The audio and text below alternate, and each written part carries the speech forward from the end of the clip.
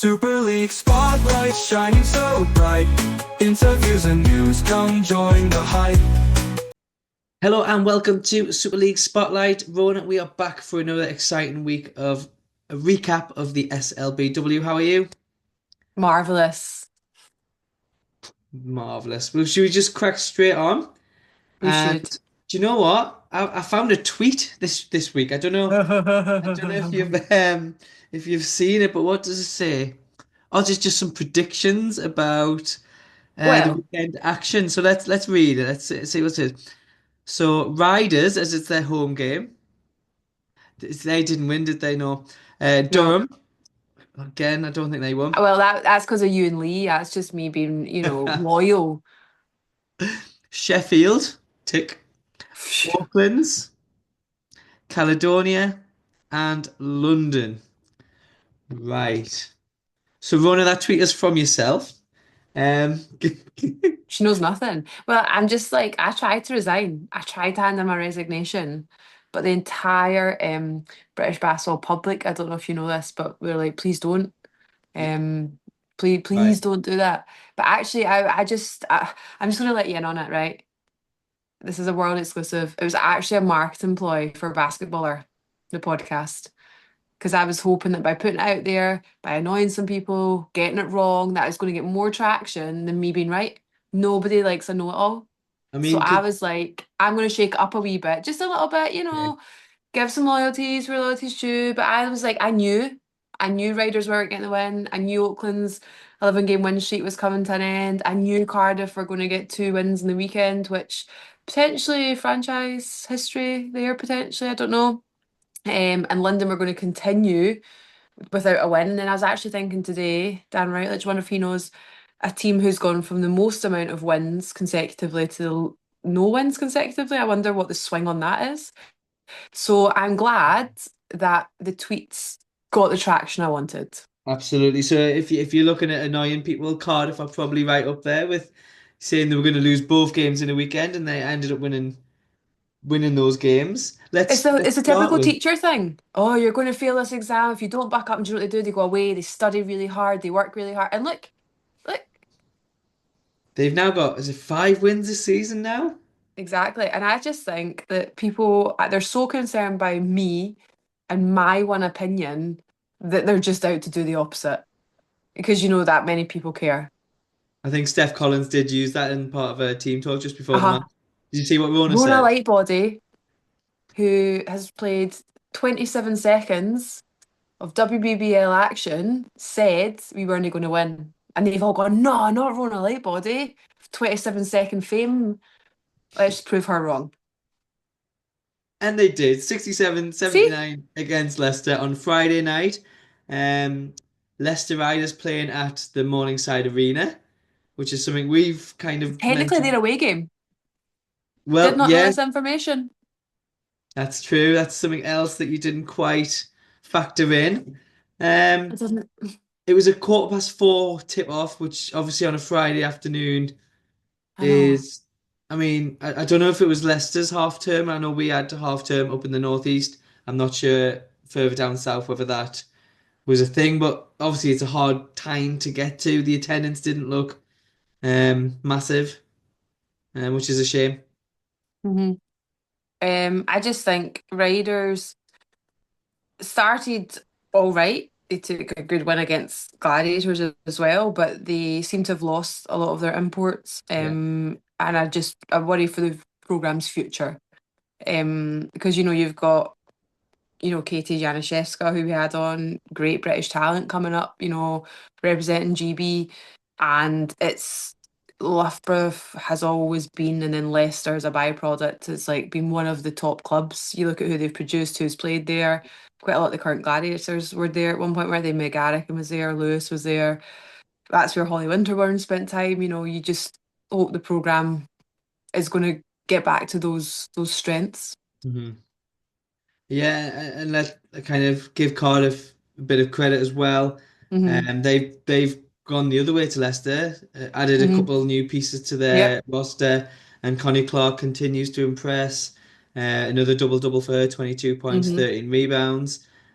Actually, Cardiff's biggest score of the season. I know we've talked a lot about Cardiff's Hmm. numbers, and 79 points is their biggest kind of score of the season. So again, they're definitely heading in the right direction. Yeah, and I think, like you say, that those two players coming in have been a really good offensive threat for them. And also Cardiff outshot and out rebounded the Riders. Riders only shooting 36% from the floor. Um, yeah, just quite impressive. Riders 23 fouls to Cardiff's 11. You know, on your home floor, you'd expect to maybe not commit as many, but yeah, fair play. Cardiff look like a team who have got some good pieces, added them in, and really bolstered what was already there. Yeah. You talk about swinging in wins and losses for London. Mm. The Riders played Cardiff at the start of the season in the trophy, 85-27. Leicester took the win, and I know Hmm. obviously they were in a very different place back then. Cardiff were in a very different place, but a huge swing on that one as well.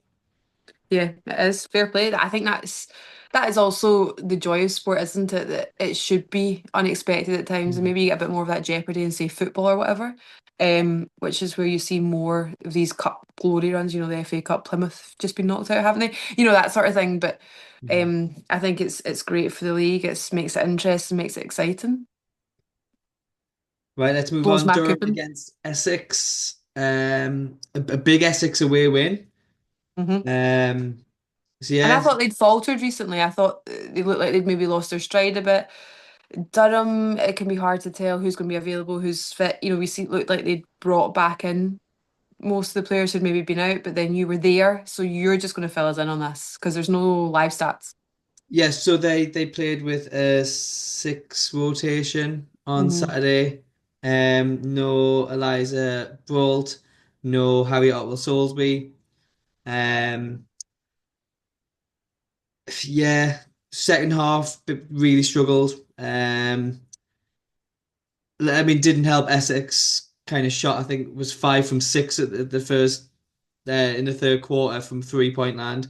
Um, yeah, so like that kind of just killed Hmm. any chance of a comeback because they were Durham were 10 points down at half Right.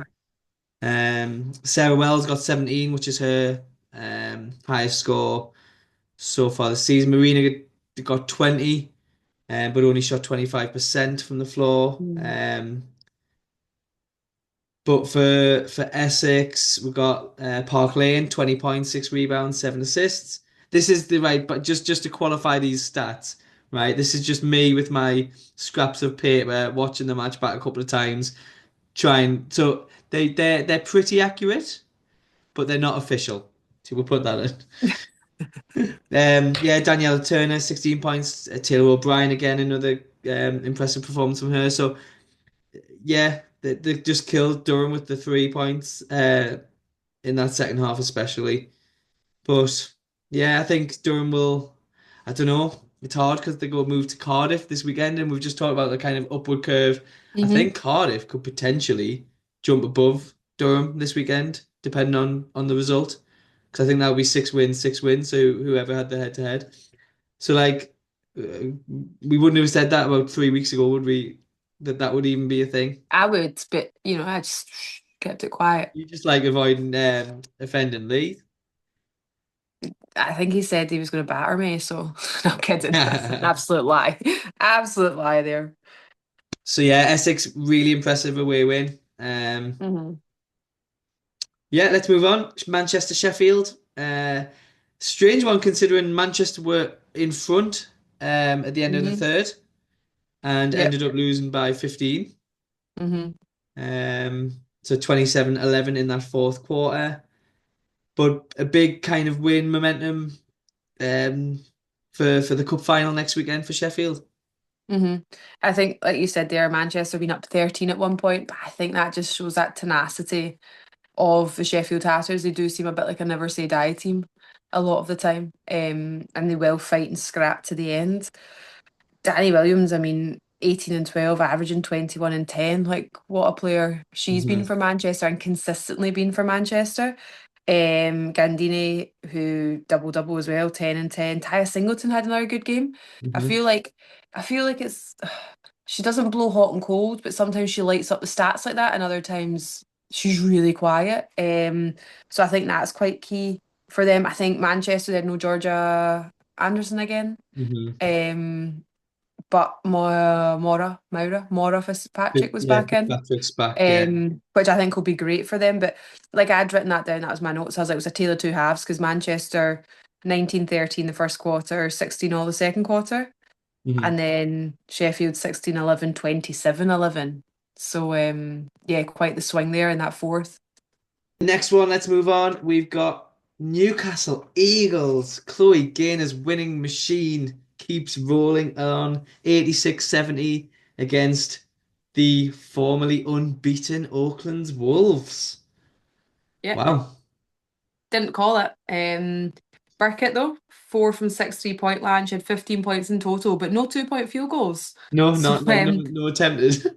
yeah, none. So I think that's sometimes been Eagles what's worked well for them is players like that have stepped up. Zoe Willis did it at the Riders game, Hmm. came off the bench, and I also think Sam Ashby, who had 27 points, and Shannon Hatch have both come back from their international windows looking better. Shannon Yeah. Hatch really struggled with offense at the beginning of the season, but that seems to be something she's shaken off. I think she 16 at the weekend. Ella 42 that we had on last week, 13-5.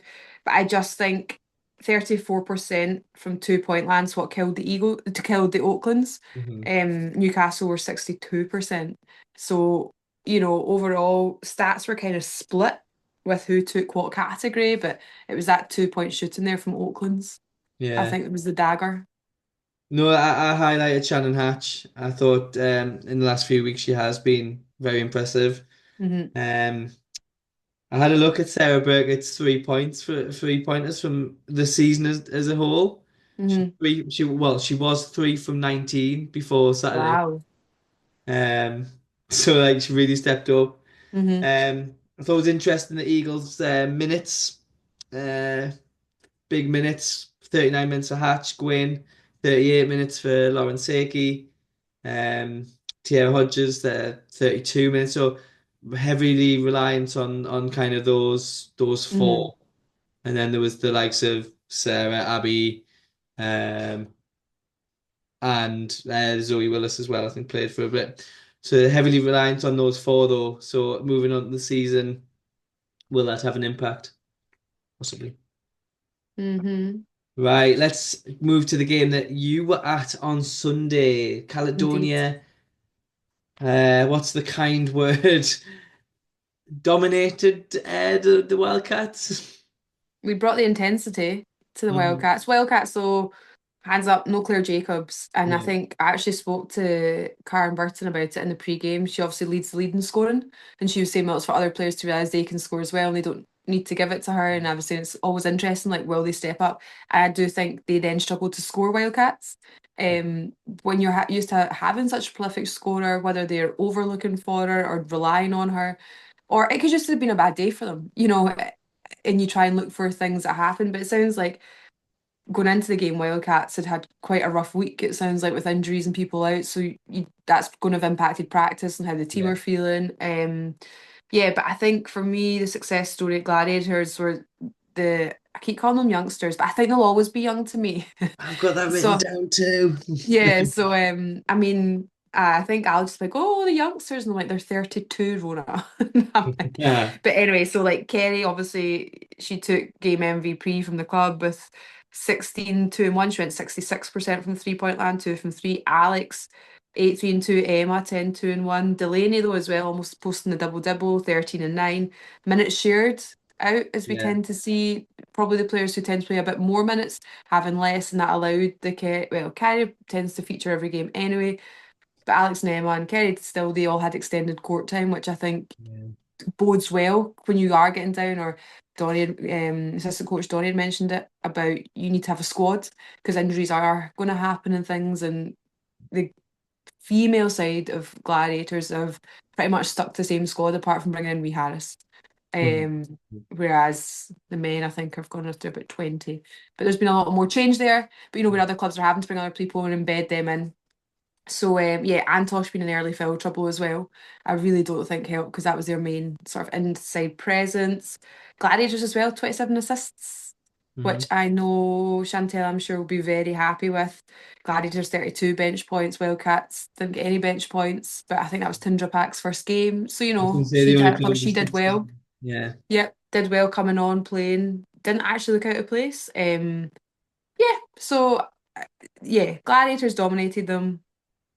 Wildcats will probably just want to forget about that one, move on to next. Yeah, I highlighted the minutes of McGee, Kerr, McIntosh. All three of those were the highest minutes in the Hmm. game for the Gladiators. And I listened to your chat with Lisa Palumbo at half Hmm. time. And Thanks. I listened, I did. But she was talking a lot about, you asked about her highlights of the kind of Hmm. time, and she kept on saying about young Scottish players Hmm. having that pathway, young Scottish Hmm. players playing in all different forms, and I thought it was interesting that the three young Scottish players Uh-huh. were the most minutes in that match. And I'll let you in a secret that was recorded pre-game. So, it hadn't actually happened at that point. So she's Yeah, talking yeah. about what has been happening. And then they did go on. She's much better at foreseeing things clearly than I am. Spoken into existence. Yeah. But no, if you haven't checked it out, go to the Caledonia Nottingham game. Skip to half time. It was really interesting. Though, it was really interesting to kind of get her point of view Hmm. on all things Caledonia Hmm. Gladiators, and what it means to her as well. You can Hmm. kind of got that passion through the Hmm. interview too. Right, one game left to discuss, and then we'll have a quick look about the weekend coming up. I know we've talked about the cup final, but London against Cardiff. Again, London didn't have enough. Tighter game, obviously.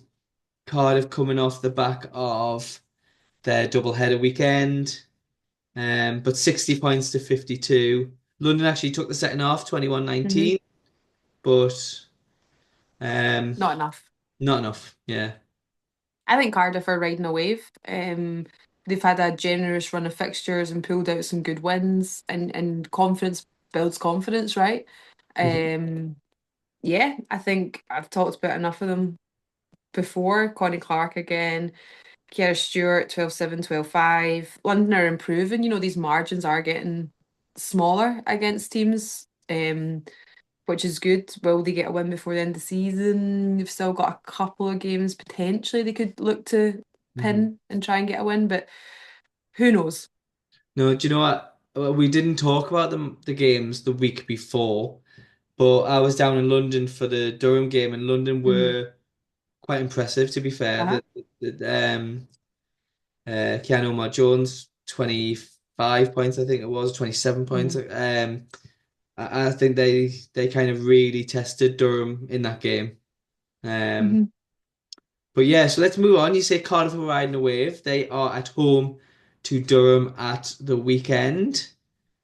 Do you think they can continue to ride that wave? Yeah, yeah, No yeah, yeah. comment. You just stayed silent now. I'm not giving any predictions. Well, I just feel like I commented or curse this. I think yes. Okay. So the Durham are getting the win. I'll tell Lee. He'll be happy. No, I said Cardiff will No, I continue to know ride the wave. that means Oh, surely right, they're yeah, not yeah. going to win. Manchester against Nottingham. It doesn't get any easier for Nottingham. I see it staying with Um, Manchester, especially if the concussions and things are prolonged, and protocols. Newcastle against Caledonia. Now that's an interesting one. Yeah, it's spicy. I actually looked at trying to get down, but it's a bit of a logistical nightmare. But yeah, I think it'll be good, be interesting Hmm. test. I also Yeah. think Manchester Nottingham might not be too bad because Nottingham didn't lose, was it five? Did they lose to Manchester previously? It was definitely a game they ran them close, I'm sure. Yeah. It just So depends on anyway, who's available, doesn't it? I yep. guess again. Hmm. But no, I'm looking forward to that Newcastle Caledonia game. I think that'll Hmm. be. It's Um, Saturday night. It's just after the Gladiators has been on the TV. Whack on the basketball after. Buzzing. just something I didn't mention, but Newcastle had their big one. They kind of the advertised, so there was 813 there on Saturday Awesome. night, which is is really good. Well, Rona, I think it's time to get our special guest on. And today it is none other than Sheffield Hatters Australian star, Emma Gandini. Now it's going to be interesting to get to chat to her before the cup final, which is at the weekend. Let's waste no time, let's get straight into it and welcome Emma to the show. Welcome to the show, how are you? Yeah, I'm really good, thanks. Thanks for having me. Yeah, so it's obviously it's a big week coming up for Sheffield. Didn't quite make the final of the Betty Cordona Trophy, but kind of made amends and come up to how are you feeling kind of coming up to that big game? Yeah, I mean, obviously it was pretty disappointing, losing the trophy game, but I think we hopefully learnt from that and kind of come together as a team. And I think, yeah, we're looking really forward, obviously, to play in front of the in front of the crowd and just, yeah, kind of enjoy it and stay together as a team. Yeah, so obviously on this podcast we like to get to know players just that little bit more and find out about their journey in basketball. So I want to take you back before we talk about Sheffield a little bit more. I want to take you back to your childhood and when you started playing basketball. So just talk us through kind of when basketball became a thing in your life. Yeah, so I started around, I think I was around 10 or 11. Actually, I did gymnastics growing up from when I was around 5 to 11 at quite a high level, so I wasn't able to do many other sports. And then when I kind of stopped that, that's when I got into basketball. But I was also doing, I guess, like netball, soccer, kind of all the other sports, just kind of following in my sister's footsteps. Yeah, and then it probably wasn't until 17, 18 when I kind of chose basketball and gave up the other sports.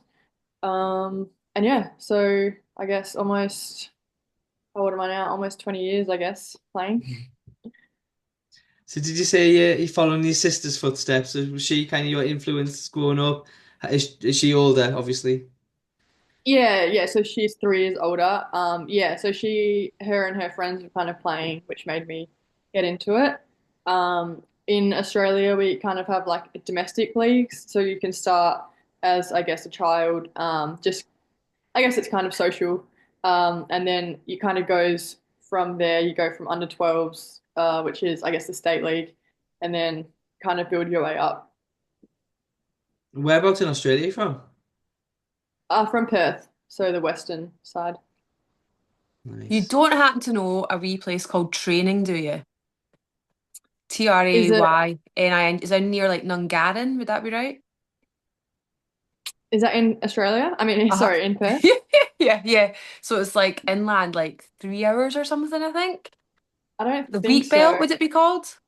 Oh yeah, yeah, the wheat belt. Yeah, yeah, yeah. Yeah. So when I was like backpacking, I spent like 2 months over Perth, but in at that place, like Yeah. working in a Oh yeah, pubby, that sort of thing. But yeah. Was that to get like your visa or something like that? didn't end up getting it, but had a great time. Yeah, oh, that's good. Yeah, Yeah, but no, I my loved Perth. yeah, yeah. It's It was really my cool. Hey, favorite. I think Yeah. a lot of the other states call us kind of like the grandma state because it's a bit slower and I don't know. There's not as much going on as kind of Melbourne and Sydney, but I really like it. Was it the OBH? Oh yeah, yeah. It's a great place. Yeah, I was Yeah, like, because obviously it was some of the guys I'd met, they were like, oh, we'll go to the OBH one Sunday, so we'd come all the way in, and I was like, all right, like this is nice. yeah, As a backpacker in my 20s. So no, nice place, cruisy. yeah. Have you ever been to Australia, Mark? I haven't. It's somewhere on the list, but no, I've never been.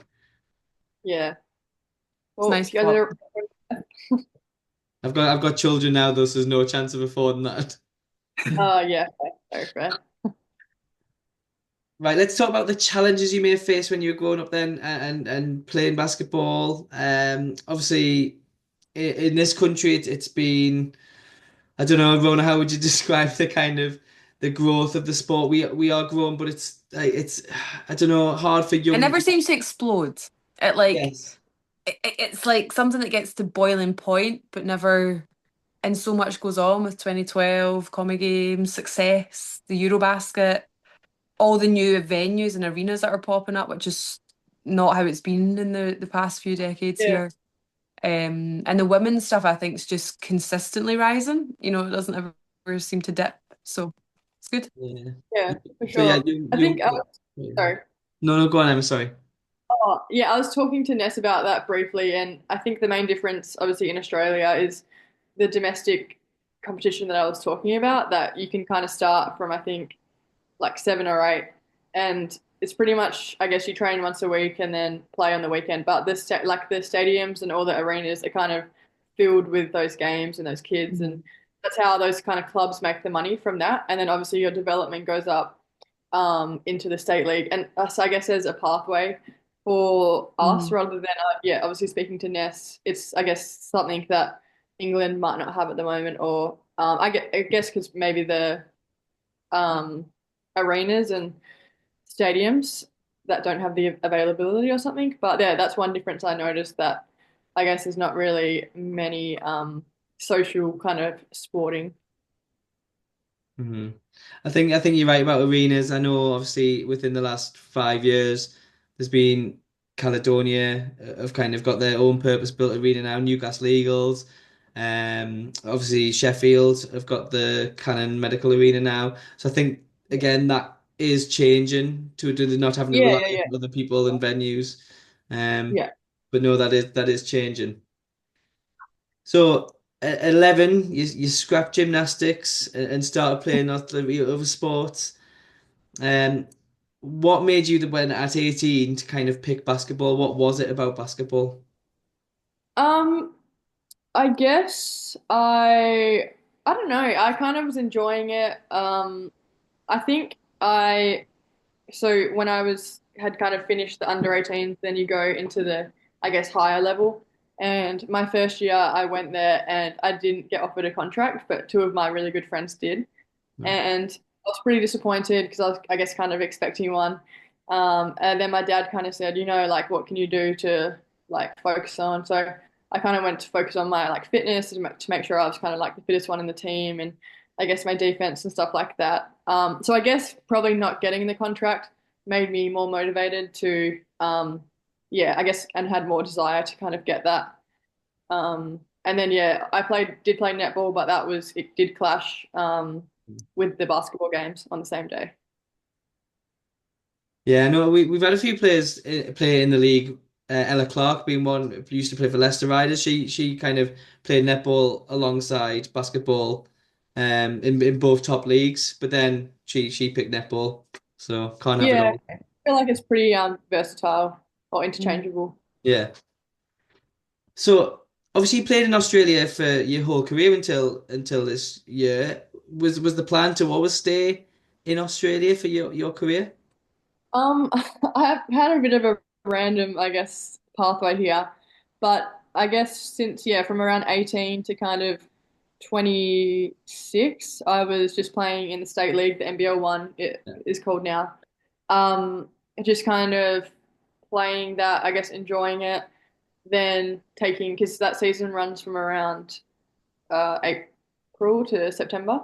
So then I guess like go on holiday for a couple weeks, or I don't know, try and like make the most of it. So yeah, I was just kind of doing that.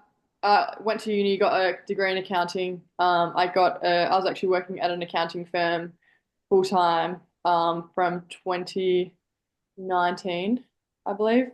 So yeah, I was kind of just doing that, like enjoying basketball, but kind of also had my career. And then one year, I one of my teammates was playing for the Perth Lynx in the WNBL, and she'd kind of said to me that they might be interested if I try out for like a development player role, which is actually I guess I wasn't really thinking much of it, but technically I guess development players are kind of 17, 18 at uni and all that kind of stuff. But for me, I was 26. So yeah, I went there. I was really nervous in the tryout, like trained horrible. But yeah, the coach called me, I guess, the next day and was like, "Yeah, we're interested to sign you as a development player." And at the time, the I guess salary I was getting was really low. It was, I think, less than $2,000, so that's about £1,000, and that was for the whole 6 months, including all the trainings, all the gym sessions, all the games, and all that kind of stuff. So in a sense, I guess I was really grateful that I had my work because they were really flexible and I was able to do both work and then play and go to the trainings. And then I was, I guess, even luckier because that was COVID year. So we ended up going to Melbourne in a hub for I think it ended up being 8 weeks. So I probably enjoyed it over there a lot because we were training and then I was working from home. So I guess I had a lot to do. I think some of the other girls didn't love it because there wasn't really a whole lot to do over there during COVID and stuff. Yeah. Um, but yeah, so then I guess yeah, that then the next year I got offered a full-time contract, um, which was good. So yeah, then I did kind of the WNBL season, then NBL one, and then WNBL, and then NBL one, and then I got a little bit burnt out. So my girlfriend got a contract in Sweden last year, and then I just went over there with her to kind of live and work, and then actually got I was able to train with her team, which was cool to just be able to keep fit and stuff like that. But I think having that break made me realize that I'm still want to play and still really enjoy basketball. So yeah, then I guess just spoke to my agent and said I was wanting to look to keep playing, and then England popped up. So yeah, here I am. Had you been in England before, or was it like a first time? I have actually. I randomly, my housemate is from Hull, so that's actually not too far from Sheffield, but we spent Christmas in Hull last year. And then I also came in 2019 because I had some friends living over here. Right. So you've done all the touristy things before coming over to play. Yeah, yeah. And when was the first conversation you had with Vanessa Ellis? I want to say around maybe June, July, I think. And Yeah. and how did she sell the Sheffield project to you then? What was kind of the main selling points for Sheffield? I guess her main thing was she was trying to um get really good people. That was her main goal, I guess. She wanted to have a team with yeah, kind of good culture and good people so everyone kind of is on the same page and gets along. So that kind of drew me to it because for me, the main reason I play basketball, I guess, is because I enjoy it and I like being around good people and I'm competitive and stuff like that. So Mhm. yeah, I guess her saying that it was a pretty easy sell to me. Um, and then I also knew Carla Drennan, who was also from Australia, Yeah. who also yeah spoke really highly of the Hatters, which was nice. Yeah, it's always good when you've got someone who's had obviously that you know that's had the experience to pass that information on. At times we get this quite a lot that there's one person that maybe they've played with in seasons gone past and they've said, actually, why don't you try check out the league in the UK and because they've Yeah, had yeah, such a yeah. positive Oh, experience. yeah. Okay, Sheffield then. We're kind of what a season. There's been injuries, there's been obviously the disappointments, but there's been some highs as well. How would you sum up this whole season? Yeah, it's been, I don't even know what word I could describe to, yeah, describe the season. But yeah, I mean, it's been good. We have had obviously a lot of challenges. We kind of, 2025 came and we were like, okay, yeah, this is our year. But then obviously with Laura and Maddie going out, that was a kind of rough start to the year. But I think on top of all of it, I guess we've just tried to see the best in every situation. Yeah, stay together. I think Ness has done a good job at keeping us all focusing on what we need to. But it's definitely been hard. But yeah, I guess it's sometimes good to have those kind of challenges because it makes us a better team probably in the end of the day.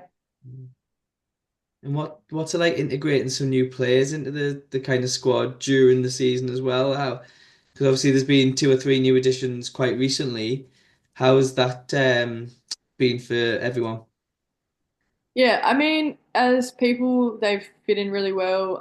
I guess everyone's pretty inviting in our team, so I feel like they slot in pretty well. Obviously, going through the plays and all that kind of stuff takes a little bit to get used to, and just getting used to how people play. But I think yeah, obviously Naja, Zaya, and then now Destiny. Yeah. That's all the new girls. Yeah, but I mean they've done a really good job at kind of slotting in. Zaya is from Perth as well, so I kind of gave her the call up. Your scouting mission. Yeah, Oh, we got commission. We kicked back there. I know. I tried to tell the Hatters, but they didn't want to hear it. What is it like playing under Vanessa? Because she's extremely passionate. She is kind of the definition of Sheffield Hatters. She kind of that family club, that the history. What is it like playing for Vanessa? Yeah, it's good. I mean, yeah, she's very knowledgeable, obviously very passionate during games. No, it's been really enjoyable. I think she's, yeah, like so experienced as a coach, and it's really been nice to play under her. Come on, then let's talk a bit more about the Sunday coming up. Uh, Against Auckland's Wolves, 12:30 tip off in Nottingham, big arena, obviously bigger coverage online, media days. How's it all been? What's the team feeling like? How's morale going into the big game? Yeah, it's been really good. Obviously, I guess from my experience, being an older player, uh, I guess I have been through, grand final weeks and stuff like that, where it's just like so much going on. Like there's media, there's tickets, like you have to worry about all these kind of things. So I guess yeah, the main thing I'm focusing on is just it's just another game, and we just got to do what we usually do during the week at trainings. And I think everyone else seems to be on that page as well. Like no one's kind of obviously we've got to do what we do in terms of media and that kind of thing, but other than that, we're all kind of focused on the same goal and getting the win. I guess that's the important thing. Yeah. So Auckland's beat Sheffield back in December. How much does that have an impact, or does it just not at all? Because, as you say, three new additions since then, things have changed so much. But how much kind of do you look back at that game and think, what can we put into play for the upcoming one? Yeah, I mean, me personally, I think, yeah, it's like such a different team and I guess such a kind of a different morale, I guess. So I guess I don't really look at that game and um yeah, I see it like this game's going to be a lot different. But at the same time, we also have to learn from it. So I guess, yeah, watching back a film and kind of learning from our mistakes is definitely like one of our priorities. But yeah, I guess the team, I think I'm probably just thinking that it's another game. I think we're all pretty like I guess confident in ourselves and us as a team. So that's yeah. Obviously, Oakland's a really good team, and it's going to be a very tough game. But I think yeah, this game will be a bit different. So Auckland are coming off the back of their first league defeat of the season. Sheffield got a good win against Manchester. That's got to be good, right? Yeah, definitely. Yeah, we were just talking before about the kind of a recap of the weekend, and we were talking about the games, and I think I don't know. It's hard to know. Is that going to give Auckland a little bit more fuel for the fire coming up, or it's hard to know kind of what's going to come from Auckland, I guess. Yeah, no, for sure. I coach a university team here in Sheffield, and I was speaking to them about the game this morning, and then I was saying, obviously, when you lose, it can open up cracks, and you can kind of go down a Mm. road. Otherwise, you can come back with revenge and be like firing. So we'll see. Either way, yeah, I think they'll come out really strong. And they Yeah, I think obviously, sorry, go on. no, I was just gonna say we talk about this all the time, but I think when you go into a final, it's just like everything gets chucked in the air, doesn't it? And how do people Yeah, cope with different hoops? How do you, and like you say, you feel ready for it, but feeling ready for it, and what best three, four players turn up on the day, and what team that's yeah, for, isn't it? It's yeah. always quite interesting the mental side of it for people. No. does anyone in the team or do you have anything like I know the more nervous I get, I grind to a halt. If that like I can become very quiet and I'm usually quite Yeah. extroverted, and it's just different people like do you have a thing, when it gets to big stuff because you still play your same game, but is there Yeah. something Yes. I think it's definitely taken me a good couple of years to kind of find the balance between I don't know, getting like too excited to also just mm, really nervous, so trying to find a middle balance. I guess my dad's pretty good at giving me advice about just yeah, staying in the moment and just treating it as any other game kind of thing. mm, Because yeah, it's the mental game I feel is such a big impact and it can really like I have been in games where I'm like kind of not there because mentally I'm already kind of the game's already over. So yeah, it's definitely tough, and I think the mental side of things is almost sometimes tougher than the physical side. mm. But I like to think I've done a bit of work on my mental health. Um, but yeah, it's definitely, I think it'll be a challenge. And I think, yeah, you're exactly right. Like whoever kind of shows up mentally on the day and in the game will be at an advantage. Let's kind of finish off with some quick fire questions. Some of them might not be as quick fire, but can you tell us your biggest challenge in your basketball career? Just one. Yeah, you can give us more than one if Uh, you want. I guess the biggest challenge overall has probably been my confidence. It's taken me a while probably to get to the place I want to be in terms of confidence. I guess I've always seen myself as, I guess, I don't know, more of a role player or not to have a big role in the team and kind of just like do my job, but that's kind of it. So I think having confidence to kind of, take my shots and become more of an offensive impact has been a big one. Um, yeah, that's probably been my biggest challenge, I'd say, would be just confidence in general. Yeah. One, Okay. what you got? Like you've posted some great numbers throughout the season, and rightly so. Last weekend, another double double, 10 points, 10 rebounds. Can you sum up yourself as a player or your style of play in a sentence? I feel like 3 words is tough, so maybe a sentence, like if you were to sell yourself to your agent, what or to a new team, I like if always say, yeah. yeah, I always say to people that like if people are scouting me, I don't even know what they would scout me because I don't even know what I do half the time. So I'm like, I think it'd be a really tough job. But one sentence. I guess maybe, um, I don't know. That's a hard one. Have the confidence to be confident in your abilities of what you're good at. Yeah. Um, I guess relentless, uh, good defender and good shooter. See, you ask for a sentence, you get 3 words. You ask for 3 words, you get a sentence. Yes. It's So hard to sum it up.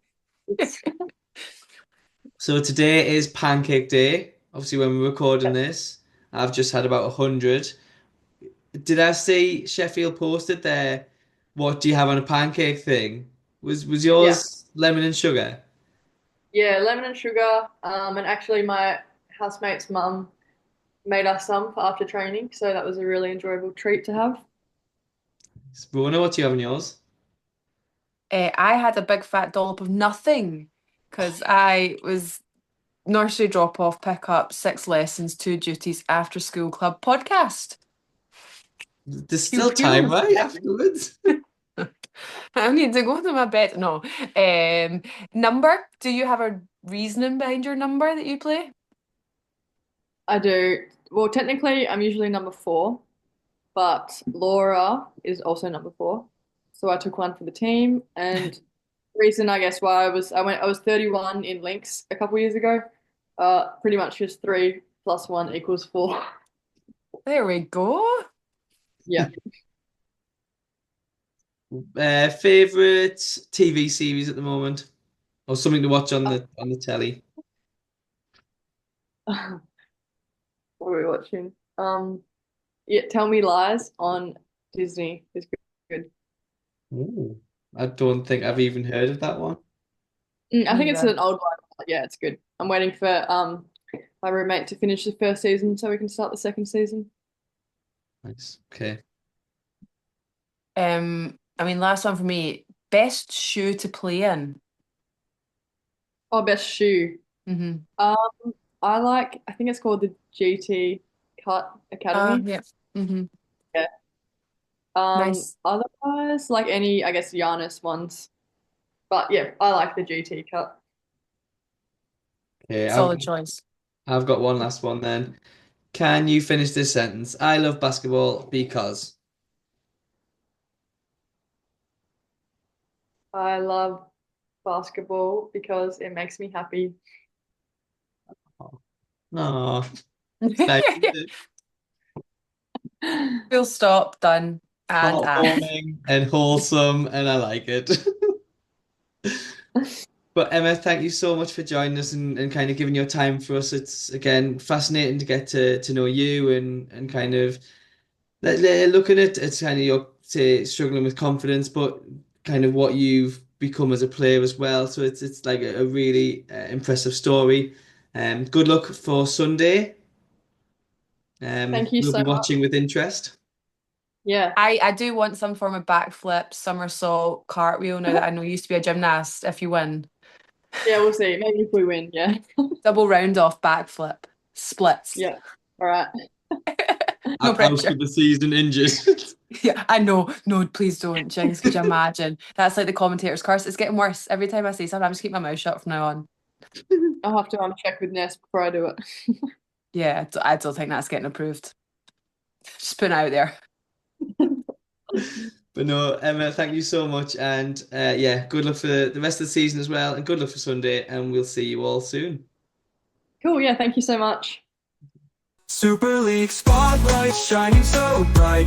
Interviews and news, come join the hype.